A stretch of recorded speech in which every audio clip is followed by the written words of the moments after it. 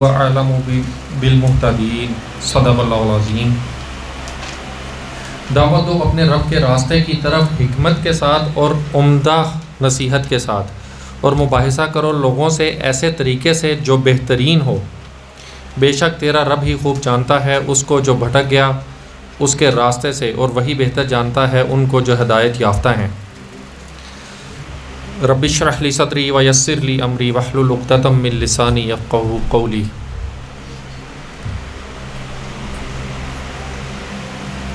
ये वाला माइक है? हाँ जी, ये मुझे दे दें। ये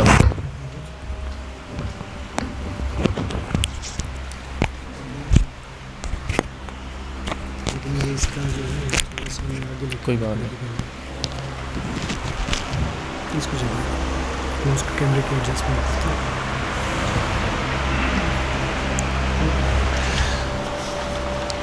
जी, ट्रांसफॉर्मेशन वर्कशॉप में आप लोगों को थोड़ा सा डिफरेंस फ़ील होना चाहिए था।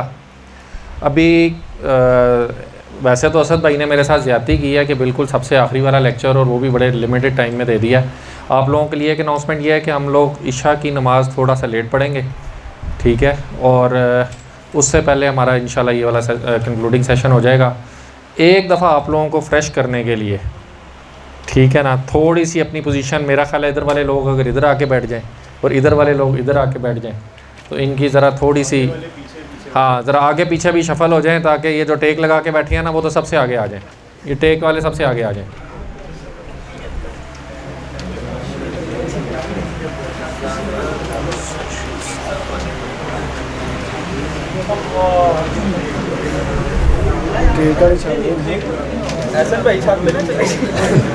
बिल्कुल सही बात है। हाँ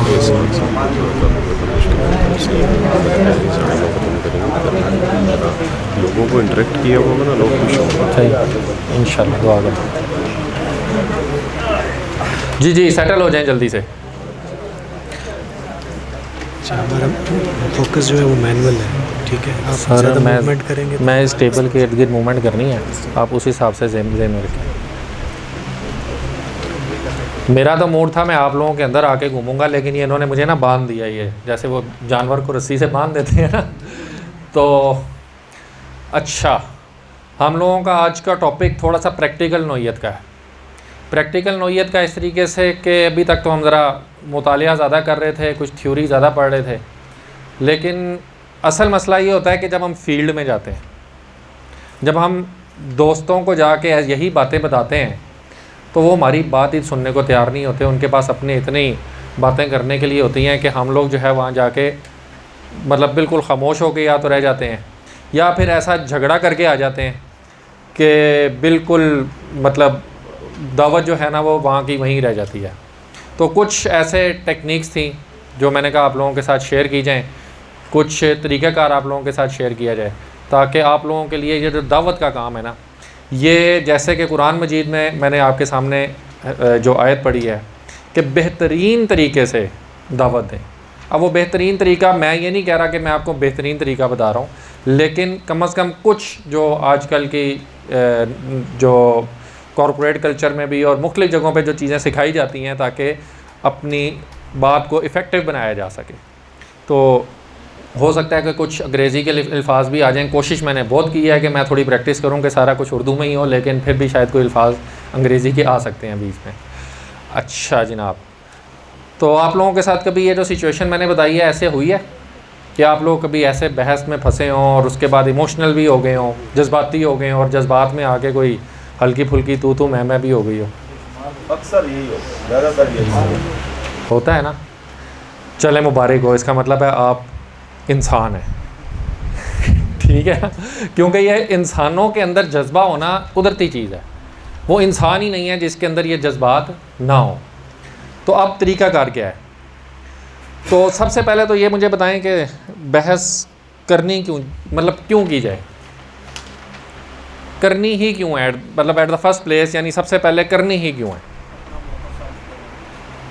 अपना मौक़िफ़ साबित करने के लिए। और कोई भाई? किसी की इस्लाह करने के लिए, मतलब आप किसी को एक अच्छा बेहतरीन देने के लिए, बेहतरीन नज़रिया देने के लिए। जी जी, असल में ये कोई बहुत गहरा क्वेश्चन नहीं मैंने किया, बात यह है कि जब भी हर बंदा अपने एक मौक़िफ़ के ऊपर होता है, अपनी एक उसकी अलहदा, हर बंदे की एक अपनी आइडेंटिटी है, हर बंदे की अपना एक तशख़्ख़ुस है, हर बंदा एक अपना नज़रिया रखता है, उसकी जो बैकग्राउंड है वो कुछ और है, आपका बैकग्राउंड कुछ और है, उसकी वजह से उसके नज़रियात कुछ और हैं, आपके नज़रियात कुछ और हैं, और ये कन्फ्लिक्ट माशरे के अंदर जन्म लेता ही लेता है।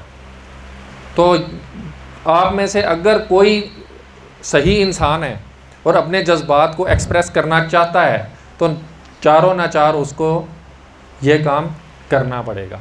यानी कि हमारे माशरे की ज़रूरत है, हमारे इंसान होने की ज़रूरत है। ठीक हो गया। अब असल बात के एक सवाल ये पैदा होता है कि ये बहस की क्यों जाए, कैसे की जाए। ठीक है, तो उससे पहले एक और सवाल है, उससे पहले एक सवाल ये है कि हम बहस जो करने लगे हैं उससे हम नतीजा क्या अख़ज़ करना चाहते हैं। अब ये एक बहुत बड़ा सवाल है कि हम क्या नतीजा, यानी यहाँ आप सबसे पहले अगर अपने जहन में ये डिफ़ाइन कर लेना कि यार मैं इस बंदे को दावत देने लगा हूँ, ठीक है, तो अगर गर्मा गर्मी हो गई और ये मेरे से नाराज़ हो गया तो मैं आइंदा भी इसको दावत नहीं दे सकूँगा। लेकिन दूसरी तरफ आपके जहन में हो कि जी गर्मा गर्मी मैंने नहीं होने देनी ताकि मैं आइंदा भी इसको दावत दे सकूं, क्योंकि कई दफ़ा दलाइल इस एंड पे आ जाते हैं कि आप दलाइल देते देते बात करते हैं ये ऐ मानते हो कि नहीं हो, मैं कहना मैं नहीं मानता, बस फिर तुसी कभी मान ही नहीं सकते। ठीक है ना, इसके बाद क्या करेंगे, फुल स्टॉप, ना आइंदा कभी उससे बात करने जोगे ना अपनी दावत देने जोगे।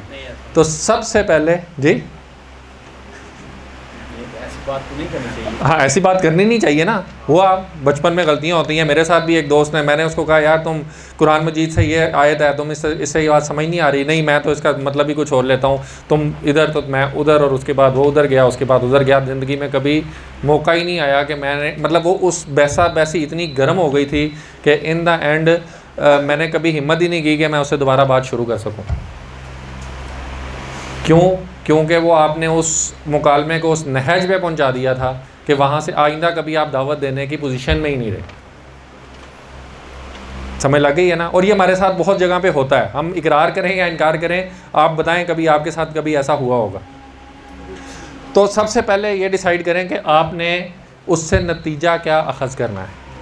क्या आप यहाँ इसको कंक्लूड करना चाहते हैं इस बंदे के साथ हमेशा के लिए, ये टॉपिक ख़त्म करना चाहते हैं, कम अज़ कम वो टॉपिक।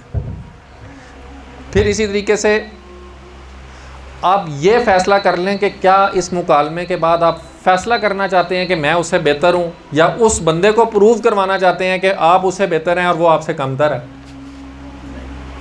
कभी हो ही नहीं सकता। हर बंदे की अपनी एक सेल्फ रिस्पेक्ट होती है।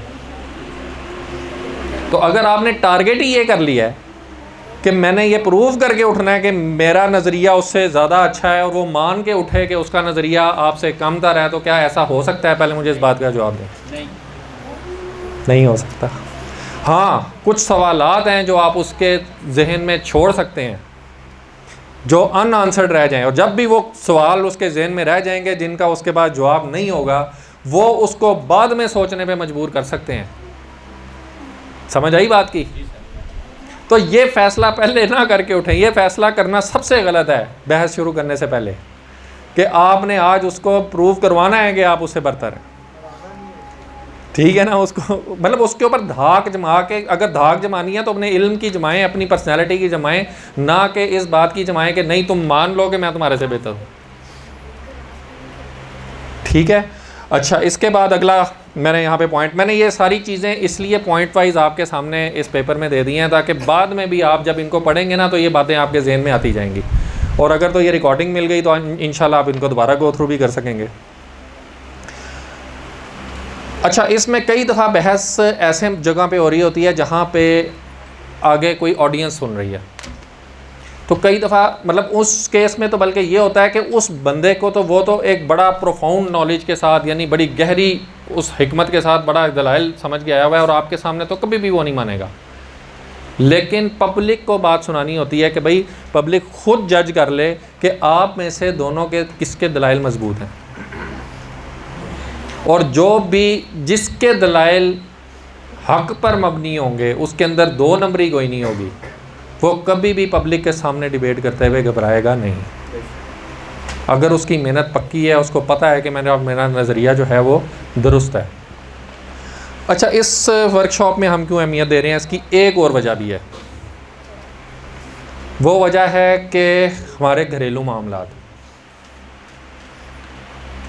अगर आपको घर में सुकून होगा तो आप बाहर निकल के दावत का काम ज़्यादा अच्छे तरीके से कर सकेंगे, और अगर घर में सुकून नहीं होगा तो बाहर काम नहीं हो सकता। अब घर में सुकून, अब बात यह है कि अगर वो भी इंसान है, घर वाली भी इंसान है, घर में भाई भी इंसान है, घर में माँ बाप भी इंसान है, आप भी इंसान है, तो जज्बात तो फिर उनके साथ भी है ना, ज़रूरियात उनकी भी हैं, और वो कुछ ऐसी हैं जो आपके साथ अटैच्ड हैं। तो उनको अगर आप सेटिस्फाई नहीं करेंगे तो, और आपका घर में सुकून नहीं होगा, तो उसके बाद आप सुकून से बाहर भी काम नहीं कर सकते। बहुत कम ऐसे लोग होते हैं जो घर से फिर मतलब सुकून ना भी होना, उनको वो फिर हम खपती कहते हैं, आइंस्टाइन वो जो उसके भी घर में नहीं बनती थी। तो ना अंबिया का ये शेवा रहा है, ना ये सही जो दीनी हमारे बुज़ुर्ग रहे हैं उनका ये शेवा रहा है कि घर की उनकी लाइफ ठीक ना हो। हाँ, अलबत्ता जो हमारे जो साइंसदान है ना, जितना बड़े से बड़ा साइंसदान उठा के देख लें, कभी उसकी अपने घर वालों से नहीं बनी, चाहे वो आइंस्टाइन हो, चाहे वो न्यूटन हो, चाहे वो आप बड़े बड़े साइंसदानों के नाम ले लें। तकरीबन 99% मैं आपको कह रहा हूँ, आप उसकी फैमिली लाइफ उठा के देखेंगे, वो ऐसी गंदी फैमिली लाइफ होगी कि आप उसको थूकने को दिल नहीं चाहेगा। आइंस्टाइन के बीवी बच्चे उसको छोड़ गए थे। न्यूटन के साथ भी, न्यूटन की पर्सनल लाइफ अगर आप देख लें तो इतनी बुरी थी कि आप सोच नहीं सकते। बल्कि इसके ऊपर तो ये भी इल्ज़ाम है कि ये इजादात उसकी अपनी थी भी नहीं, उसने किसी को कॉपी किया था। मशहूर ये हो गया क्योंकि ये तेज़ तरार ज़्यादा था। तो मुसलमान की लाइफ ऐसी नहीं होती। मुसलमान घर में भी ठीक होता है और बाहर भी ठीक होता है। तो उसमें सबसे पहले तो ये सोचें कि आप अगर घर में किसी के साथ दीनी मामला नहीं है, कोई और मामला है, आप बहस जीत जाते हैं, मान लिया जीत गए आप, आपने ऐसे दलाइल दे के चुप करा दिया कि अगले घर में जो भी है, आपकी बीवी है, आपका भाई है, आपके माँ बाप हैं, उनके पास आगे से बोलने के लिए कोई चीज़ ही नहीं बची। नतीजा क्या निकलेगा? नतीजा ये निकलेगा कि घरवाली जो नाराज़ बैठी है, ठीक है ना, माँ या बाप जो नाराज़ है, या भाई से नाराज़गी, तो क्या ये चाहते हैं? तो जहाँ दीन का मामला नहीं है, जहाँ दीन के असूलों पे ज़रब नहीं आती, तो वहाँ हार जाना बेहतर नहीं है? अब बताएं कि ज़्यादा जुआमर्दी ये है कि बंदा जानबूझ के हार जाए, या ज़्यादा जुआमर्दी ये है कि नहीं मैंने आज डिबेट जीत के उठना है? बताएं ना। मैंने फिर कह दिया कि जहाँ पे इस्लामी असूलों को ज़रब नहीं आती, और वो भी बड़ी हिकमत के साथ, अगर आपने कोई बात करनी भी है करके छोड़ दें, एक दिन में कोई नहीं मान जाता। तो घर के लिए, घर के सुकून के लिए इम्पोर्टेंस है। इम्पोर्टेंस इस बात की है, बीवी आपसे कमरे में बोल रही है, कोई बात नहीं, सुन लें यार, मर्द बने। मर्द बनना ज़्यादा मुश्किल है। मर्द कौन बन सकता है? जो चुप करके उसकी सुनता रहे और बर्दाश्त करता रहे, चुप नहीं, चुप कर जाए। समझ लगी बात की या नहीं लगी? ये काम ज़्यादा मुश्किल है, ये मैं आपको बता दूं। बोल तो अक्खड़ मिजाज का हर मर्द ही लेता है, ये काम ज़्यादा मुश्किल है। तो इसके नतीजे में अगर आपको थोड़ी देर बाद क्या होगा, थोड़ी देर बाद बोलेगी, एंड पे क्या करेगी? आप बताएं क्या करेगी? वो एक लतीफ़ा है ना कि अब कोई 15-20 मिनट, आधा घंटा हो गया, तो मर्द आगे से बोल ही कुछ नहीं रहा था, बेगम जो है वो चिल्लाती जा रही थी। तो आखिर में तंग आके कहती है, ये खामोश दहशतगर्दी नहीं चलेगी। तो वो खामोशी भी फिर दहशतगर्दी हो जाएगी। मतलब ये समझ लें कि ये खामोशी में भी इतनी ताकत होती है, लेकिन ये ज़्यादा मुश्किल काम है खामोश रहना। बोलना आसान है, समझ लग गई है? चीज़ को पढ़ता रहता है, आप उससे सवाल कर लें। फिर ये कि लाइफ उसकी क्या है, प्रैक्टिकली वो करता क्या है, उसका प्रोफेशन क्या है, और प्रोफेशन के अलावा उसके एक्स्ट्रा करिकुलर वर्क्स क्या हैं, यानी ज़िंदगी में उसके अलावा वो क्या करता है। तो ये सारी चीज़ें वो हैं जो कि आपको ये फ़ैसला करने में मदद देंगी कि इस शख्स के साथ बात कर, इसके नज़रियात क्या हैं, और इसके साथ बात कैसे करनी है। फिर ये कि उसका मुद्दा समझना, यानी ये शख्स इस बहस से क्या नतीजा निकालना चाहता है, समझ लगी है, या वो मुझे किस बात पे कन्विंस करना चाहता है। जब आपको ये पता होगा कि अल्टीमेट टारगेट उसका ये है, जाहिर है ये आपको उसकी पूरी पर्सनैलिटी समझनी पड़ेगी, उसका थोड़ा बैकग्राउंड समझना पड़ेगा, उसकी आइडेंटिटी समझनी पड़ेगी, फिर ही आपको ये बात पता लगेगी। तो थोड़ा सा वर्क इसके ऊपर भी करें और सोचें, थोड़ा सा टाइम लें इस चीज़ को सोचने के बारे में। जब ये चीज़ें आप बैकग्राउंड में रख के बात शुरू करेंगे तो आपके बात करने का अंदाज़ खुद ब खुद बदल जाएगा। आप खुद देखेंगे कि नहीं यार, मैंने इसको फिर अब ऐसे बात नहीं करनी, तो मैंने ऐसे बात करनी है। इसके बाद ये थोड़ा सा मुश्किल काम है, जब बहस हो रही होती है ना, तो अगर कोई सुन रहा है या जो भी है, तो दोनों बहस करने वाले कहते हैं कि मेरी तारीफ़ हो और उसका कोई मजाक उड़ाया जाए या उसको कोई हुटिंग हो उसके ऊपर या कोई ऐसी बात हो, तो तारीफ़ करना बड़ा मुश्किल होता है। और ऐसा हरगिज़ नहीं होता कि कोई बंदा 100% गलत हो। कोई 100% गलत हो सकता है? नहीं हो सकता। तो उसका मौक़िफ़ कहीं ना कहीं तो ठीक हो सकता है। तो उसकी तारीफ़ से बात शुरू करना, इस तरह से बात शुरू करना कि जी मुझे पता है आपके ये जो है वो टारगेट्स हैं, आप माशाल्लाह ये सोच रखते हैं, आपका ये काम अच्छा है। तो इस तरीके से उनकी तारीफ़ करना, या अगर उन्होंने कोई ऐसा वैलिड पॉइंट उठाया है जिसकी तारीफ़ बनती है, जो वाकई आपके लिए भी नया था, तो आप उसकी तारीफ़ कर दें। तारीफ़ करने से क्या फ़र्क पड़ेगा? तारीफ़ करने से एक तो वो रिलैक्स हो जाएगा, आपकी इज़्ज़त उसके दिल में थोड़ी सी बढ़ जाएगी कि यार इस शख्स ने मेरी तारीफ़ की है। जब वो इज़्ज़त बढ़ जाएगी ना, तो वो समझ लें उसका दिल खुलेगा अब आपकी बात सुनने के लिए। अगर आप उसको ये कहते जाएंगे तो वो, अगर आप उसको मतलब बस नीचे ही लगा के रखना है, तो उसका दिल बंद हो जाएगा। ये उस सूरत में है जब आपको कोई चीज़ उसको समझाना चाह रहे हैं, उसके दिल में उतारना चाह रहे हैं। फिर कुछ पॉइंट्स तो ज़रूर होते हैं, ख़ास तौर पे अगर आप दीनी मामलात में बहस कर रहे हैं, जिनमें वो भी मुत्तफ़िक़ हैं और आप भी मुत्तफ़िक़ हैं। मसलन अगर किसी को, एक एग्ज़ाम्पल देता हूँ, अकामत दीन का कॉन्सेप्ट नहीं है अभी तक, एक सादा मुसलमान है जिसको आप कहते हैं, तो उसको आप ये कह सकते हैं कि आप जो है वो इस बात को तो मानते हैं ना कि अदालतों में फ़ैसले इस्लाम के मुताबिक होने चाहिए। हमारे नबी इस्लाम के मुताबिक फ़ैसले करते थे।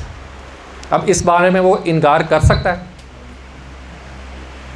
तो जो पॉइंट वो बड़ा इजीली मान सकता है उसको उस पर लेके आए ना, बाद में उसको बताएं कि यार अदालतें ऐसे ही तो नहीं उसके मुताबिक फ़ैसले करने शुरू कर देंगी। तो ये एक सिर्फ एग्जांपल है आपके सामने। तो पहले कुछ ऐसे पॉइंट्स के ऊपर बात करें जो आपके और उसके दरमियान में ज़रा गैप को कम करे, उसको लगे कि यार ये कोई नई चीज़ नहीं कर रहा, ये कोई मेरे ही दिल की बात मुझसे करने लगा। ठीक हो गया। इसके बाद आगे आए, कुछ ज़रूरी हिदायत आपके सामने दूंगा, यानी ये थोड़े से उसके प्री रिक्विजिट्स हो गए बात शुरू करने से पहले। अब अगर आप अच्छी बहस करना चाहते हैं तो सबसे ज़रूरी उसके लिए क्या है? आपका अपना नॉलेज ज़्यादा हो। तो ये तो एक जनरल सी बात भी है कि अपना नॉलेज बढ़ाएं, अपना मुतालिया की आदत डालें, और मुतालिया की आदत ऐसी कि उस मतलब ज़रा समझ के मुतालिया, आपका जो नज़रिया है उससे रिलेटेड लोगों की पहली पुरानी बहसें पढ़ें, अपने नज़रिए के मुताबिक और किताबें पढ़ें, अपने लिटरेचर को पढ़ें, लेक्चर्स को सुनें, हर तरीके से अपना मुतालिया बढ़ाएं। अगर आपका मुतालिया ज़्यादा होगा, आपको अपनी बात की ग्रिप ज़्यादा होगी, जितना ज़्यादा पढ़ते जाएंगे। और इसका एक और तरीका ये होता है कि लोगों को पढ़ाना शुरू कर दें। वो आप बहस तो नहीं कर रहे होंगे, लेकिन जब आप उनको समझा रहे होंगे और वापसी पे कुछ क्वेश्चन आ रहे होंगे तो आपके अपने कॉन्सेप्ट ज़्यादा खुलेंगे। तो ये बहुत अच्छा तरीका है कि अपना नज़रिया अपने से जूनियर लोगों को समझाना।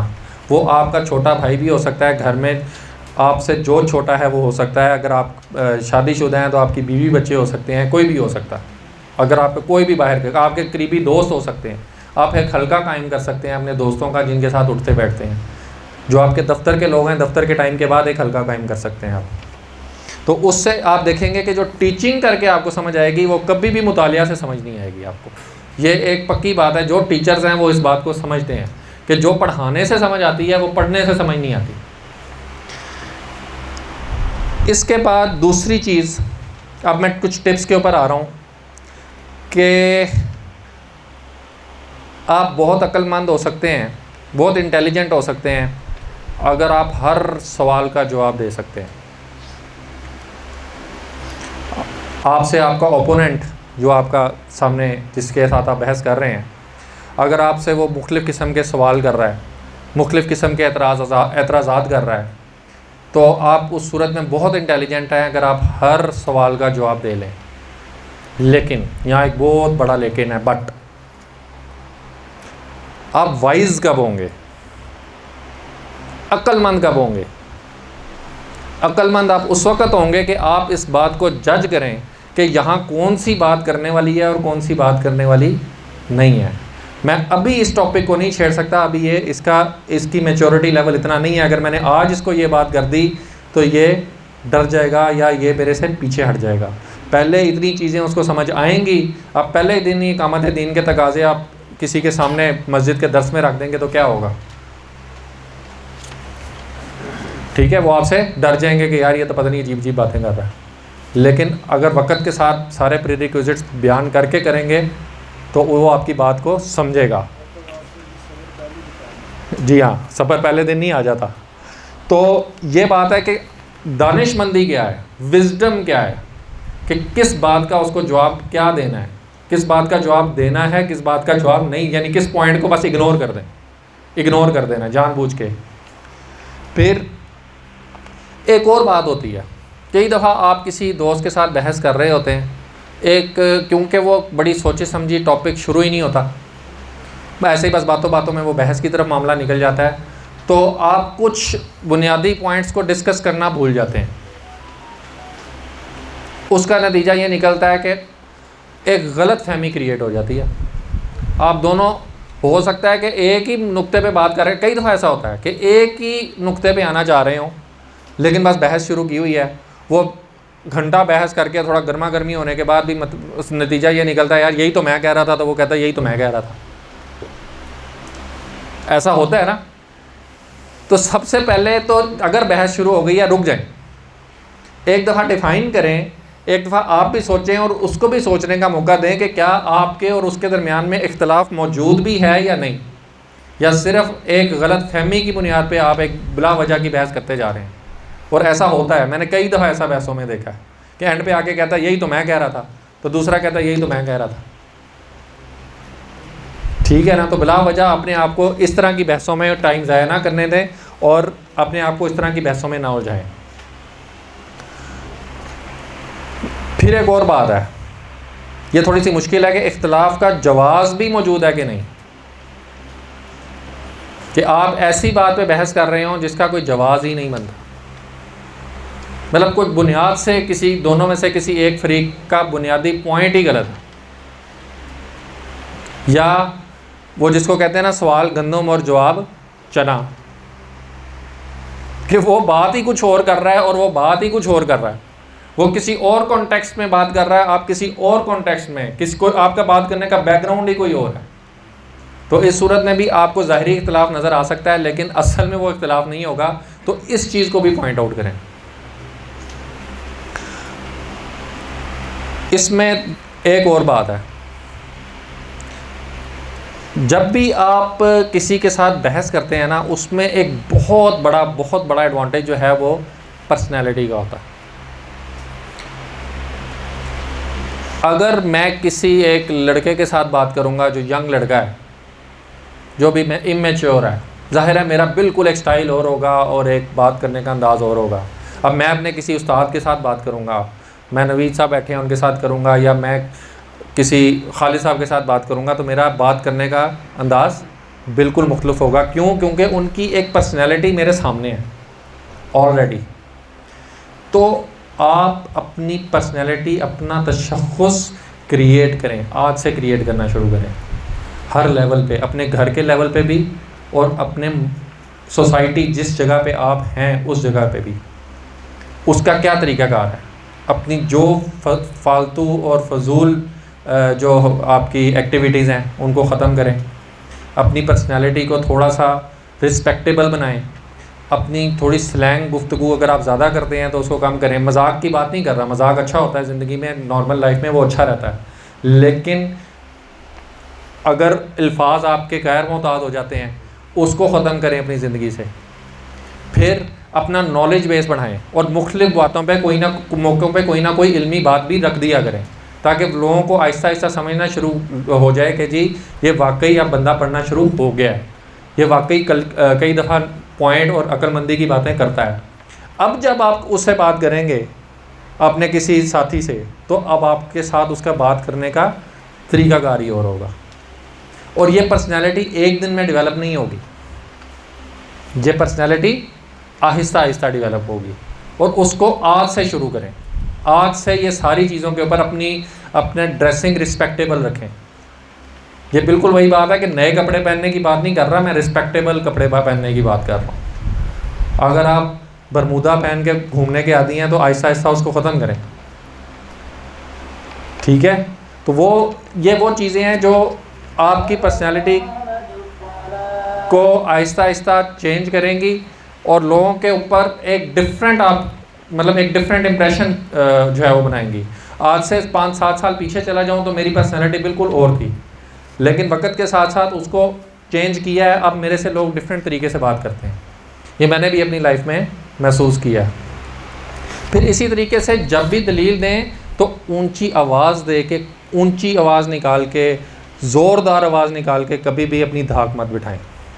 ये कोई अक्लमंदों का तरीका नहीं है, बल्कि इसकी बजाय अपनी आवाज़ में एक रोब, एक डिसेंसी और अपनी पर्सनैलिटी की डिसेंसी का रोब रखें, बजाय इसके कि ऊंची आवाज़ का रोब रखें।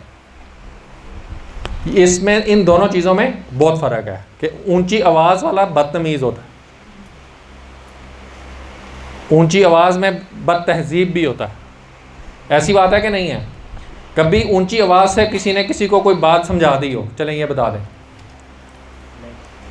कभी भी नहीं समझाई ना, बल्कि वो अगला उसको पर्सनल ले जाएगा, वो उसको एक लड़ाई की शक्ल में ले जाएगा। जबकि अगर आप एक पुरवकार तरीके से बात करेंगे तो उसका इम्पैक्ट कुछ और होगा। कुछ चीज़ें ऐसी हैं जो मैं इसमें ऐड नहीं कर सका, मैंने बाद में कुछ पॉइंट नोट किए हैं। अगर आप लोग नोट करना चाहें, आगे थोड़ी जगह खाली है, वो कर भी सकते हैं। कि कुछ ना करने वाले काम है कि बहस में कुछ काम नहीं करने चाहिए। वो क्या है?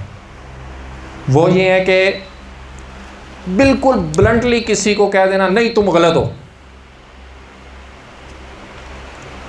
ये एक टोटल नेगेटिव इंप्रेशन जो है ना उसके ऊपर छोड़ देगा। यार इसने तो डायरेक्ट ही मेरे ऊपर अटैक कर दी है, मतलब वो उसके ऊपर एक पर्सनल अटैक हो जाएगा, जबकि वो उसके ऊपर पर्सनल अटैक है नहीं, लेकिन वो बन गया है और बिला वजह की एक टेंशन क्रिएट कर देगा। आप इसको बिल्कुल डिफरेंट अंदाज में रख सकते हैं बात को, यानी ये सख्त अल्फाज यूज़ किए बगैर कि जी आप ज़रा इसको रीथिंक करेंगे, आप ज़रा अपनी बात पे दोबारा गौर करेंगे, आप ज़रा ये बात आपने ऐसे कही है तो क्या इसको ऐसे नहीं होना चाहिए। मतलब बहुत से तरीके हैं ना उसको डिफरेंट तरीके से कहने के। या ये देख लें आपका यहाँ पे कोई स्टाइल थोड़ा सा मतलब उसमें कोई लफ्ज़ इस्तेमाल, रुक जाएं ना, गलत का अल्फाज बोलें तो डायरेक्ट ये कह देना नहीं तुम गलत हो, तो वो एक पर्सनल अटैक हो जाता है। इस चीज़ को अवॉइड करें। कई जगह ठीक है वो मुमकिन नहीं होता इसको बोले बगैर, लेकिन डायरेक्ट इस किस्म की चीज़ अटैक करने को अवॉइड करें। फिर किसी की ज़ातियात के ऊपर बात ना करें। जब आप किसी नज़रिए के तहत बात कर रहे हैं, जब आप किसी एक ख़ास मकसद के तहत बात कर रहे हैं, तो किसी ना उस शख्स की ज़ातियात के ऊपर बात करें, ना उसके घर वालों की ज़ातियात के ऊपर बात करें, ना ऐसे लोगों की ज़ातियात के ऊपर बात करें जो उसके नज़दीक मुक़द्दस हैं। अगर आप ये काम करेंगे तो उसके दिल के दरवाज़े, उसके दिमाग के दरवाज़े, सारा कुछ आप खुद ब खुद अपने हाथ से बंद कर देंगे और वो उससे अगली बात आपसे सुनने का रवादार नहीं होगा। नींद आ रही है आप लोगों को? शफल कर दे अगर बोरियत हो रही है तो। दूसरी बात ये है कि अगर उसके कोई पॉइंट ऑफ व्यूज़ हैं, अगर उसने अपने कुछ नुकात सामने रखे हैं, तो जानबूझकर जानते बूझते हुए उसकी बात को मत बखेरें, उसकी बात के हिस्से बखरे ना करें, आउट ऑफ कॉन्टेक्स्ट उसकी बात को भी, यानी वो उसको जिच ना करें। इससे क्या होगा, वो जिच हो जाएगा। हम में से कई बात होते हैं कि जी हमें पता होता है कि वो इस कॉन्टेक्स्ट में बात नहीं कर रहा, उसका सियाको सबाक बात करने का ये नहीं है, लेकिन आप उसके अल्फाज को पकड़ लेते हैं और पकड़ के, और होता ही है कि 4-5 मिनट की बहस के बाद कोई तीसरा बीच में पड़ता है, यार छोड़ो यार उसका ये मतलब नहीं था, और आप उसको छोड़ देते हैं। बिला वजह की ये गर्मा गर्मी हो गई, और गर्मा गर्मी से क्या हुआ, फासला बढ़ गया।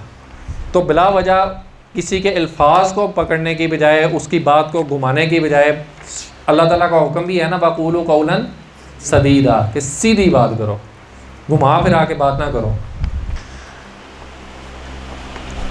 अच्छा, अब कुछ टेक्निक्स हैं जो कि बहस में अगला कई दफ़ा जानबूझ के यूज़ कर रहा होता है, और कई दफ़ा वो उसको भी नहीं पता होता कि वो कौन सी टेक्निक यूज़ कर रहा है, लेकिन आप उससे इफ़ेक्ट हो रहे होते हैं। अब ये थोड़ी सी प्रोफेशनल लेवल की डिबेट में ज़्यादा मतलब ज़रूरी होती हैं चीज़ें, लेकिन नॉर्मल डिबेट्स के अंदर भी ये बातें आ जाती हैं। मसलन यहाँ पे अब मैंने 1 2 3 करके कुछ पॉइंट्स लिखे हुए हैं। अगर आप किसी के साथ कर रहे हैं तो सबसे पहले कुछ टाइम दें कि आप उसको सुने। अगर आप फर्स्ट टाइम उससे बात कर रहे हैं, कोई बैकग्राउंड नहीं है, तो कुछ बात उसकी सुने पहले, ताकि आपको नंबर 1 ये समझ लगे कि वो कहाँ से आ रहा है, कहाँ से बात कर रहा है, कहना क्या चाह रहा है, उसका असल मुद्दा क्या है। कि एक होती है ऊपर वाली बात, और एक होती है पीछे एक बैकग्राउंड होता है कि यार आप समझने की कोशिश करें कि ये आपसे जो वो बात कर रहा है, ये अल्टीमेटली आपको कहाँ लाना चाह रहा है। जब आप इसके ऊपर गौर पहले ही कर लेंगे, तो आप उसकी बहुत सी चालों से, बहुत से अगले जो इस्तदलाल हैं, उनसे पहले ही आपको समझ आ जाएगी, और आप उनको पहले ही उनके लिए एक तो अपने अल्फाज में मोहतात हो जाएंगे कि मैंने ये बात ऐसे नहीं बिल्कुल दोहरानी, ये बात ऐसे नहीं करनी, क्योंकि ये मुझे उस साइड पे लेके जा रहा है और ये मुझे वहाँ पे फंसाएगा। ठीक हो गया। फिर इसी तरीके से एक टेक्निक और होती है, हो सकता है कि वो आपसे ऐसी दलील पे बात स्टार्ट करे कि आपको उसी दलील के बारे में उस शख्स से भी ज़्यादा पता है।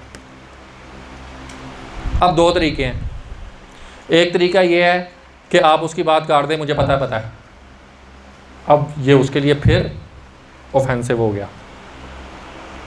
अब एक बिल्कुल इसका ऑपोजिट तरीका है, उसको अपनी बात मुकम्मल करने दें, उसके बाद आप कहें मैं अब आपको यही बात ज़रा बेहतर अंदाज में समझाता हूँ, उसी की दलील और अच्छी तरह करके और अच्छे अल्फाज में या और मज़ीद दलाइल के साथ आप उसको दोबारा दें, यही कहना चाह रहे थे। अब इससे क्या होगा, वो समझेगा कि यार पता इसको है ये सारी, नहीं इसके लिए ये कोई नई बात नहीं है, और ये बल्कि इसको मेरे से बेहतर ही पता है। आपकी एक पर्सनैलिटी और आपके नॉलेज इल्म की एक धाक उसके ऊपर बैठ जाएगी। अब वो रिसेप्टिव मोड में आ जाएगा, बजाय इसके कि वो ऑफेंसिव मोड में आता, यानी अटैकिंग मोड में आता, वो बजाय इसके कि वो डिफेंसिव मोड में आ जाएगा। तो यार इसका मतलब है कि जो अब अपनी बात करेगा ना, वो भी शायद मेरे लेवल से ऊपर की होगी, तो मुझे अब सुननी है। ये टेक्निक है ना, और ये बहुत ज़्यादा कारगर होती है। समझ लगी बात की। ये चीज़ें इनको थोड़ा सा दोहरा लीजिएगा, बहस करने से पहले भी दोबारा अगर पढ़ लेंगे ना, तो आपको उस वक्त मौके के ऊपर भी याद रहेंगे। इनको रूटीन में भी थोड़ा सा पढ़ लीजिए करें। सर ये बैकग्राउंड में पढ़ के जाया करें ना तो इंटेलिजेंट क्वेश्चन भी बढ़ाएं अपना, थोड़ा सा याद भी कर लें चीज़ों को।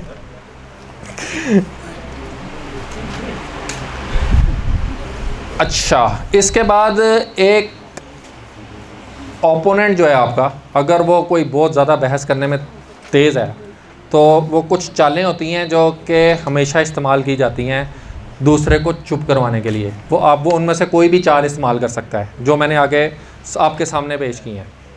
नंबर 1 ये कि वो आपसे कुछ इस किस्म की गुफ्तगू स्टार्ट करे कि जी आप ये तो मानते हैं ना कि ऐसे ऐसे है, जबकि आप ऐसा मानते ही नहीं होते। अब बजाय इसके कि आप उसको टोकें, अब जो ज़रा थोड़ा सा कम समझ बंदा है ना, वो उसको आगे से दलीलें देना शुरू कर देगा। अब उसने आपको फंसा लिया, जबकि आप उसको वापस लेके आए। ठहरो ठहरो ठहरो, आपको किसने कहा है कि मैं ये मानता हूँ? उसको रोकें और उसको पूछें कि आपको किसने कह दिया कि ये मैं मानता हूँ, ना कि उसके ट्रैप में आके तो वहाँ से आगे। कई दफ़ा होता है कि जब बहस में समझ नहीं आती, आप एक बात को एक्सेप्ट कर लेते हैं, और जबकि आप उसको एक्सेप्ट दिल से नहीं करते होते, और वो बाद में उस चीज़ को दलील बना के आपको अगला 1 घंटा रगड़ता जाता है। ठीक हो गया? समझ लगी इस बात की या नहीं लगी? एक और एग्जांपल है, वो मज़ीद क्लियर, या फिर वो इस तरीके से भी बात कर सकता है। इसका मतलब है आप ये कहना चाहते हैं कि ऐसे ऐसे ऐसे, और फिर आपके ऊपर रख के एक बात कर देगा। अच्छा, इसका एक और इससे भी ज़्यादा अंदाज़ है, वो भी इसके बाद मैंने लिखा हुआ है, कि वो पहले कोई बात सपोज करेगा, ठीक है ना, कि जी इसने इसके ऊपर ना ये बात रख के मैंने डाल देनी है, जबकि आपके दिल में ऐसी कोई बात नहीं होगी, और फिर उसके ऊपर एक क्वेश्चन खड़ा करेगा कि जी फिर आप फलानी चीज़ के बारे में क्या कहेंगे। अब आपको समझना है कि यार इसने पीछे कुछ सपोज किया है कि शायद मेरा ये मौक़िफ़ है, और अब ये सवाल खड़ा कर रहा है कि फिर आप इस चीज़ के बारे में क्या कहेंगे। उनको कहेंगे कि भाई मेरा तो, आप ये सोच के बात कर रहे हो कि मेरा इसके बारे में ये मौक़िफ़ है, तो मैं इस बारे में क्या कहता हूँ। अगर आप इस बात को नहीं समझ सकेंगे तो वो अगली गुफ्तगू में आपको ट्रैप कर लेगा फिर से। मुश्किल हो गई बात? नहीं समझ आई? नहीं समझ आई? एग्जाम्पल दे के समझाएं। कौन एग्जाम्पल दे सकता है इसकी? बिल्कुल सही बात है, इनको ज्वाइन करवाएं सियासी ग्रुप, इनको समझ लगेगी। हो सकता है कि डॉक्टर साहब की कोई सोशल स्किल्स आप कहेंगे। सोशल स्किल्स, बहरहाल ये चीज़ें बहुत ज़रूरी हैं समझने के लिए, क्योंकि अगर आपने दावत का काम करना है तो आपको दिन रात इन चीज़ों को फेस करना है। या तो आप पैसे वो के बैठ जाए ना, घर में बैठ जाएं, बिल्कुल कोई काम नहीं करना, कुछ नहीं है, फिर कोई मसला ही नहीं है, लाइफ आसान है। लेकिन अगर आपने दावत का काम करना है तो आपको ये चीज़ें एक्टिवली सीखनी पड़ेंगी। अगर तो मुआशरे में निकल के आपने काम करना है तो, मसलन एग्जाम्पल इसकी कोई बनाएं। मसलन आपको लोगों को पता है डॉक्टर साहब उनको फॉलोअर हैं, और वो कोई ऐसी बात कहते हैं डॉक्टर साहब पे की ना हो, डॉक्टर साहब का मंतक ना बनता हो, और वो बना कर आपको। अच्छा चलें, मसलन आप जो है वो औरतों और मर्दों की मखलूत महफिलों के ख़िलाफ़ हैं, लेकिन वो बात कहता है कि जी ये फिर आप जो औरतों के इंटरव्यू लेने के बारे में क्या कहेंगे। कहें जी आपको किसने कह दिया, आप उसको यहाँ से पकड़ेंगे, आपको किसने कह दिया कि मैं ये मानता हूँ कि मैं जो है वो औरतों के सामने बैठ के दूबदू बात करने के हक़ में हूँ।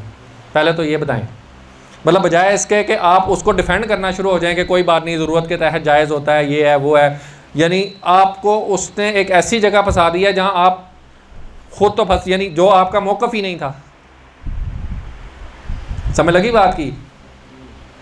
तो उसको वापस ले गए हैं कि ठहरें ठहरें, आप मुझे पहले ये बताएं कि ये आपने कैसे सपोज कर ली, आपने मेरे मौक़िफ़ के बारे में ये चीज़ कैसे पहले ही सपोज कर लिया आपने, और ख़ुद से मेरे ऊपर एक मुद्दा डाल दिया। तो अगर आप इसको टाइमली जज नहीं करेंगे और 2-3 आर्गूमेंट्स आगे चले जाएंगे तो वो आपको आगे जाके फंसा लेगा। समझ लग गई बात की? तो ये चीज़ें हैं टेक्निक वाली, ये समझने वाली हैं कि अपने इसमें देखें आपको अपनी फ़िक्र की क्लैरिटी कितनी चाहिए। ये फिर वापस उस पॉइंट पे जाएगी कि अपना मुतालिया बढ़ाएं, और वक्त के साथ साथ ये चीज़ें आपको समझ आएंगी। अच्छा, इन सारी चीज़ों का मकसद ये है कि आपको उभारा जा रहा है। अच्छा, कई दफ़ा एक और टेक्निक होती है, स्मैश टेक्निक कहा जाता है उसे। स्मैश टेक्निक क्या होती है? एक सवाल, दूसरा सवाल, तीसरा सवाल, चौथा सवाल, 5, 6, 8 सवाल आपके ऊपर एकदम से उसने जो है ना वो रख दिया, और आप जो है वो एकदम से घबरा गए। ऐसी सूरत में, और वो सारे ऐसे तीखे तीखे सवाल होंगे कि यार आपको मतलब कि जी ये भी फंसाने वाला सवाल है, ये भी फंसाने वाला सवाल है, ये भी फंसाने वाला सवाल है, और आपको उस तरह के भी 3-4 इकट्ठे कर दिए और आपको कंफ्यूज कर दिया। अब इसमें 2 टेक्निक्स काम आती हैं। नंबर 1, खुद से ब्रेक ले लें, ना बोलें। एक जो नेचुरल रिएक्शन है वो ये होगा कि वो आप भी वापसी पे उसी टेम्परामेंट में फट पड़े उसके ऊपर। जब वो आपके ऊपर ज़रा चला के 5-6 सवाल उसने रख दिए हैं तो क्या टेम्परामेंट बनेगा आपका कि वापसी पे आप भी फिर उसी स्पीड में जवाब देने की कोशिश करेंगे? नहीं, ये तरीका नहीं है। यहाँ पे आप एक ब्रेक ले लें। और एक और टेक्निक यहाँ पे यूज़ होती है कि अपनी बॉडी को रिलैक्स पोजीशन में ले जाएं। एक है कि आप टेंस होके बैठे हुए हैं या खड़े हुए हैं तो टेंस होके खड़े हुए हैं, नहीं, अगर खड़े हुए हैं तो आराम से रिलैक्स होके खड़े हो जाएं। इसका बड़ा साइकोलॉजिकल इफेक्ट होता है। जब बॉडी आपकी रिलैक्स होती है ना तो ब्रेन को सिग्नल यानी लाशऊरी सिग्नल जा रहे होते हैं कि मैं रिलैक्स हूँ। आप वैसे रिलैक्स हों लेकिन आपकी बॉडी नीचे टेंस हो, आपको कोई टेंशन ना हो, तो ब्रेन खामखा आपका अपने आप को टेंशन में फील करेगा। समझ लगी है? अगर बैठे हुए हैं तो ज़रा रिलैक्स पोस्चर में बैठ जाएं। इसके लिए मैं आप लोगों को मशवरा दूंगा, कुछ लोगों को जो बहुत अच्छे डिबेटर हैं और बहुत अच्छे नज़रियात के मालिक हैं उनको सुने कई दफ़ा। वो मुसलमान हो भी सकते हैं, कई दफ़ा नहीं भी हो सकते। फॉर एग्ज़ाम्पल एक फेमिनिस्ट के ख़िलाफ़ एक स्कॉलर है, कनाडा की यूनिवर्सिटी के प्रोफेसर हैं, जॉर्डन पीटरसन की कुछ डिबेट्स को सुने। कुछ उनकी बहुत मशहूर डिबेट्स यूट्यूब पे आपको मिलेंगी और आप उनका ज़रा स्टाइल देखें बैठने का। उसके अंदर ऐसे लंबे हो गए ना, रिलैक्स होके बैठ के तो वो बात कर रहा होता है। तो वहाँ टेक्निक क्या यूज़ कर रहा है वो कि उसकी जो बॉडी है वो ब्रेन को क्या सिग्नल दे कि कोई टेंशन वाली बात नहीं है, बहुत रिलैक्स। और उसने ऐसी ऐसी डिबेट्स में अगलों को चुप करवाया है कि अगलों ने अपने मुंह से कहा है कि आपने मुझे काबू कर लिया।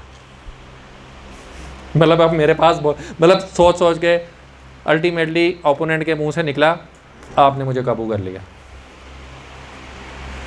समझ लगी बात की कि आपने मुझे बोलने के काबिल नहीं छोड़ा। वो एंटी फेमिनिस्ट है और बहुत अच्छी उसकी अप्रोच है। ये जो फेमिनिज़म आजकल बहुत ज़्यादा इन है, इसके अगेंस्ट, और मुसलमानों के मौक़िफ़ से बहुत ज़्यादा वो करीब है, एक्टिव हो रहे हैं। ये एक्टिविटी आप भी कर सकते हैं अगर नींद आ रही है तो।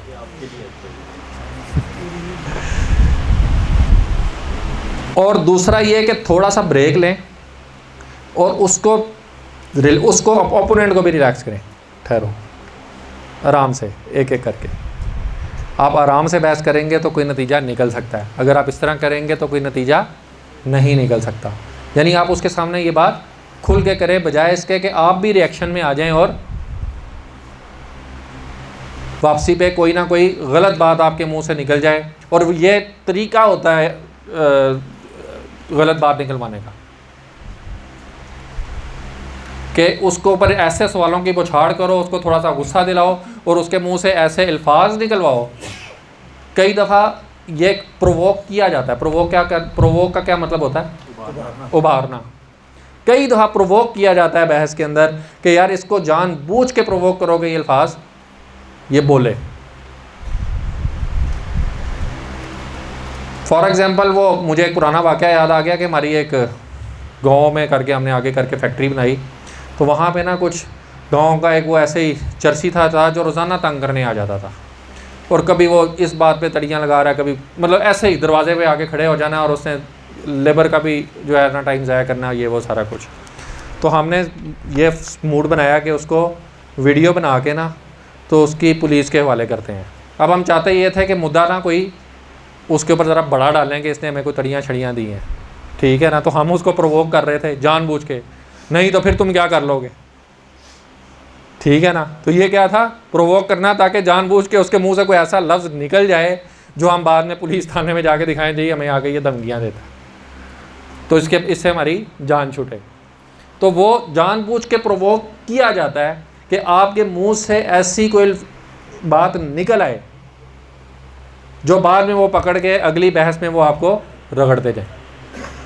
तो प्रोवोक मत हो, अपने आप को रिलैक्स रखें, अपनी बॉडी पोजीशन को रिलैक्स रखें, और जहां आपको समझ लगे कि वो आपको इस तरह से ज़्यादा तरीके से स्मैश इफेक्ट है, क्वेश्चन के ऊपर क्वेश्चन कर रहा है या कोई ऐसी बात कर रहा है जो बहुत ज़्यादा प्रोवोक करने वाली है, तो अपने आप को एक ब्रेक ले लें, उसको भी कहें यहाँ पे ब्रेक लो और उससे सवाल करें कि वो इसके नतीजे में क्या चाहता है।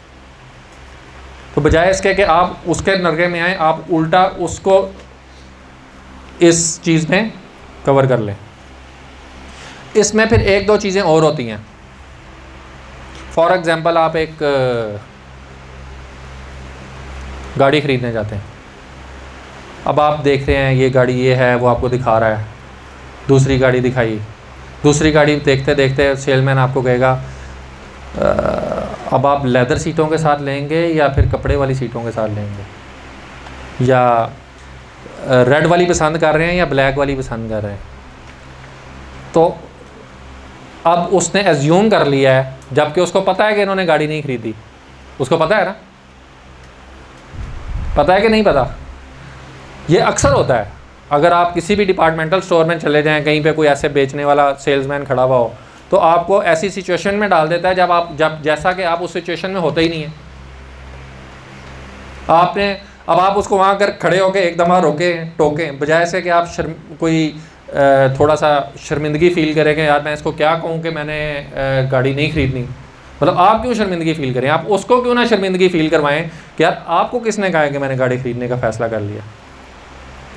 बहुत से और शोरूम है, मैं वहाँ से भी जाके ख़रीद सकता हूँ, सिर्फ एक आपका शोरूम तो नहीं है, सिर्फ एक आपकी कंपनी तो नहीं है।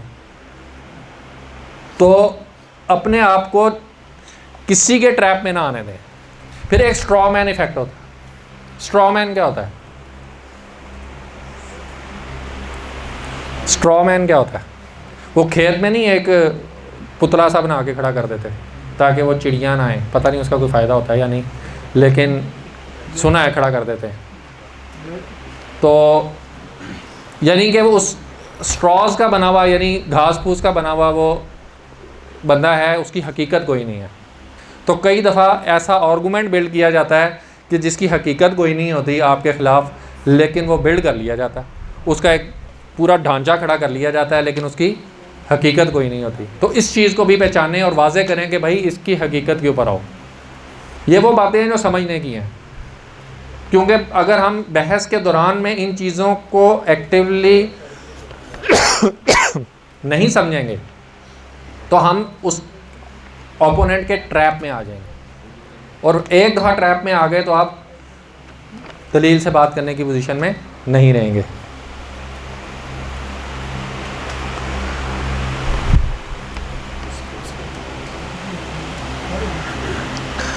और यहाँ पे फिर एक बात जो कुरान मजीद की हिकमत, यहीं पे मैं इसको ख़त्म भी करना चाहता था, आखिरी पॉइंट के ऊपर आ गए हैं हम, और वो है कुरान मजीद का वो टॉपिक जो कि शायद हर सफ़े पे नहीं तो हर दूसरे सफ़े पे बयान हुआ है, और वो हमारी भी मुंतखब निसाब का एक बहुत बड़ा हिस्सा है, एक मेजर टॉपिक है, और वो है सब्र। सब्र, अपने अंदर बर्दाश्त पैदा करें, अपने अंदर सब्र पैदा करें। अगर सब्र और बर्दाश्त पैदा कर लेंगे और ओपोनेंट की बातों के, ओपोनेंट की जो ये टेक्निक सारी मैंने आपको बताई हैं, इसके रिएक्शन में गुस्से में नहीं आ जाएंगे, तो आप इफ़ेक्टिवली अपनी बात उसके दिल में उतार पाएंगे।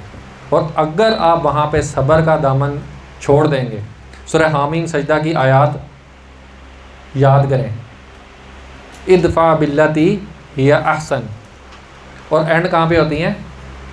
वमा युलक़्क़ाहा इल्लल्लज़ीना सबरू वमा युलक़्क़ाहा इल्ला ज़ू हज़्ज़िन अज़ीम। तो ये नहीं तो, और इस पे आपको मिलेगा क्या कि आपका जानी दुश्मन आपका दिली दोस्त बन जाएगा। यह कुरान मजीद का वादा है। टेक्निक्स वही हैं, इन्हीं को खोल के बयान किया मैंने आपको। अब समझ लगी है मेरे ख्याल में कि ये जो सारा था ये इन्हीं आयात की तशरीह थी। अब इनको पढ़िएगा, इन आयात को जाके, तो आपको सारी बातें समझ आ जाएंगी कि कुरान मजीद आपको समझा क्या रहा है कि किस तरीके से आपका जानी दुश्मन जो है वो आपका दिली दोस्त बन जाएगा। ये कुरान मजीद ने ये सारा कुछ समझा दिया है, इसको खोल के बयान करना हमारा काम है, और यही मकसद था इस टॉपिक को आपके वर्कशॉप में रखने का। जज़ाकल्लाह खैर। अब ये कि इंशाअल्लाह जमात होगी फौरन ईशा की 5 मिनट बाद